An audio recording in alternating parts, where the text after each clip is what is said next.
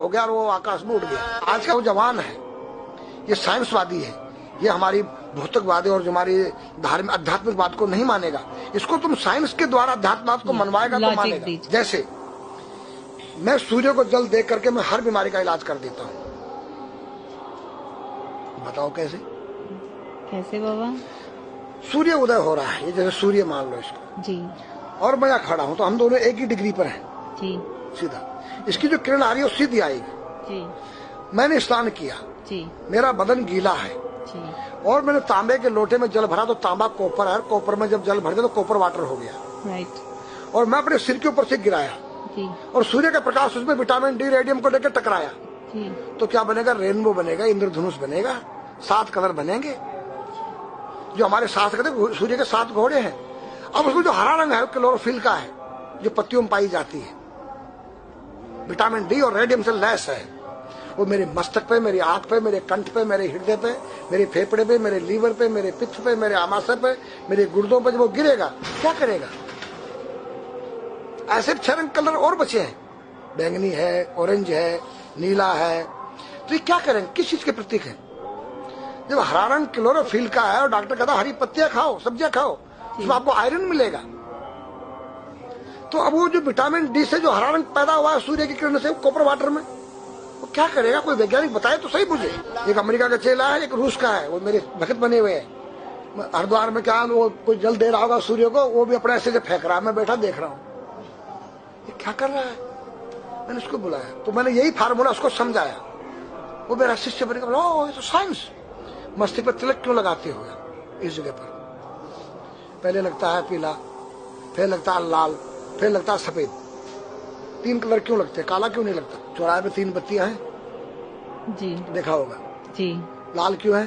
For danger, stop, खतरा है, या डेंजर, खड़े हो जाओ, खतरा है। जी पीला देखो, चलना नहीं है, हाँ, देखो रेडी रहो, देखो। और सफेद चल सफेद तो हाँ चावल लगा रखे ना मैंने सफेद, हाँ, हाँ, वहाँ हरा है, वहाँ हरा है, रेडी टू गो। हरा गो है, नहीं सफेद। अगर युद्ध हो रहा है, गोलियां चल रही है, सफेद झंडा लहरा दिया जाए, पीस, शांति का प्रतीक है। चावल ठंडा होता है और हमारी यहाँ पर सुषुम्ना नाम की नाड़ी है जी। लाल कलर है कि तुम इस योग सहयोग में आके तुम बैठ सकते हो कि नहीं? ये माहौल तुम्हारे योग्य है या नहीं? या जुआ चल रहा है या शराब पी जा रही है? क्या तुम बैठ सकती हो? देखो पीला कलर है, देखो, आना नहीं, जाना नहीं, देखो। ओ खतरा है या ठीक नहीं है, चलो। और सफेद शांति जी, क्या है? शांति, बैठ सकते हैं। तो ये हमारी जो है संस्कृति में एक वैज्ञानिक है। जब हम खाते गैस बनती है तो चावल जब पानी में भीगे बाद ठंडा हो जाता है और हमारी सुषुम्ना नाड़ी पर जब लग गया है तो उस नाड़ी को ठंडा करने लग गया है। उस नाड़ी से कोई गर्म गैस को ऊपर चढ़ने नहीं देगा। और हमारे शरीर ब्रह्मांड में, हमारे सिर के अंदर कोई ऐसी वायु गैस जाकर तुम्हारे सिर को परेशान नहीं कर सकता है। तो मेरे पास जितने हमारे शास्त्र पुराण ग्रंथ हैं, ये साइंस है। मैं साइंस के द्वारा इन वैज्ञानिकों को समझा सकता हूँ और रगड़ा सकता हूँ। कहा जाता है कि नागा बाबा जो हैं वो कुंभ मेले के बाद विलुप्त हो जाते हैं, ऐसा कुछ है क्या? ऐसा नहीं है। जैसे हम गंगोत्री धाम हिमालय में रहते हैं जी, वहाँ मुझे हिमालय पसंद आया जी। क्यों? कि तुम गर्मी से बचने के लिए तुम्हारे रूम में एसी लगी है जी, ठंडा पानी पीने के लिए तुम्हारे पास कृत्रिम जो है फ्रिज लगा है जी, हवा लेने के लिए तुम्हारे को पंखे या कूलर जो है कृत्रिम लगे हैं।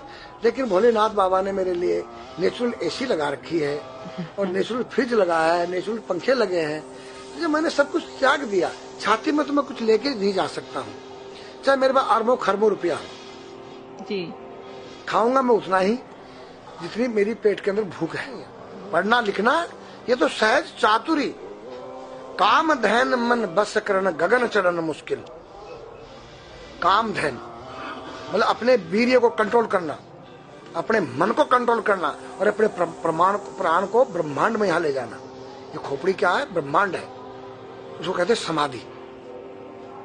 सारे शरीर के प्राणों इकट्ठा करके इस ब्रह्मांड में मस्तिष्क में ले जाके बैठ जाना, जिसको ब्रह्मरंध्र कहते हैं, उस गुफा के अंदर। ये 3 वस्तु मुश्किल है, बाकी सब आसान है। अपरिग्रह मतलब उतना रखो जितना तुम्हें आवश्यकता है, अधिक मत रखो। अब तुम अष्टांग योग जो है पतंजलि लगा रहे हो और व्यापार बिजनेस चालू है, मेरी दूध को ले लो, टूथपेस्ट ले लो, अब मेरा आयुर्वेदिक अंडरवियर आ गया है। मैंने बोला वो कैसा है कि मैंने गंगा जल में जड़ी बूटे के रस में धागे भिगोए थे तब बनाया था। और मेरा दावा है कोई कितना योग कर ले कोई स्वस्थ नहीं रह सकता है, क्यों? खान पीन तुम्हारा केमिकल, वायु में तुम्हारा केमिकल, पानी में तुम्हारा केमिकल। अब जो तुम आरओ का पानी नहीं पी रहे हो, उसके पानी के गुण ही नष्ट हो गए सब। उत्तर को सिर करके सोना क्यों मना किया है साइंस ने? हमारे शास्त्र मना करते हैं। हम उत्तर को सिर करके सोएंगे, दक्षिण को पैर करके। हम जब उठेंगे तो हमारी दृष्टि कहां? दक्षिण की तरफ जाती है। दक्षिण में यम का वास होता है। और जब दक्षिण को सिर करके सोएंगे तो हमारा मुंह उत्तर को जाएगा। उत्तर हिमालय है, भगवान शिव का कैलाश है। साइंस कहता है कि पृथ्वी के उत्तर ध्रुव दक्षिण ध्रुव है। पृथ्वी कैसी है पता है? तेरा सिर, सेम तेरा चेहरा 23.5 डिग्री के अंश पर है। ये थोड़ी सी चुटिया नाप लेना अपनी प्रकार लेकर के। तुम भी नाप लेना, तुम भी नाप लेना, मैं भी नाप लू चाहे। ये थोड़ी सी चुटिया 90 पर नहीं है, ऐसे तिरछी झुकी हुई है। ये चुटिया, ये थोड़ी है 66.5 डिग्री का कोण बनाती है। तो ये जो चुंबकीय मैग्नेट पावर है उत्तर से नॉर्थ से साउथ तक, हम जब सिर उत्तर की तरफ करेंगे तो ये नॉर्थ है, वो नॉर्थ है, नॉर्थ को नॉर्थ धक्का मारेगा तो तुम्हारे दिमाग में और तुम्हारे हार्ट में डिस्प्रोजन होगा और बैलेंस बिगाड़ेगा। इसलिए साइंस में कहता है कि उत्तर की ओर सिर मत करो, और हमारे शास्त्र भी कहते हैं कि उधर मत करो, नीचे उधर दक्षिण की तरफ यम का वास है, उनकी तरफ दृष्टि पड़ती उठते ही। मतलब एक कहने का फर्क है, एक चीज एक ही है। आज हमारे पास योग की विद्या थी, वो गायब हो चुकी है। अब तो जो थोड़ा सा कोई एक चूहा था, वो दुकान में गया, उसको एक हल्दी कंकर मिल गया, बोला हम पंसारी हो गया है। हल्दी मिल जाने से पंसारी बन गया। जो पीटी स्कूल में कभी किया होगा आप लोगों ने, पढ़ा होगा स्कूल में, उसी को योग कह रहे हैं। योग क्या है? भगवान कृष्ण के पास था, उज्जैन गए थे संदीपनी ऋषि के पास सीखने के लिए।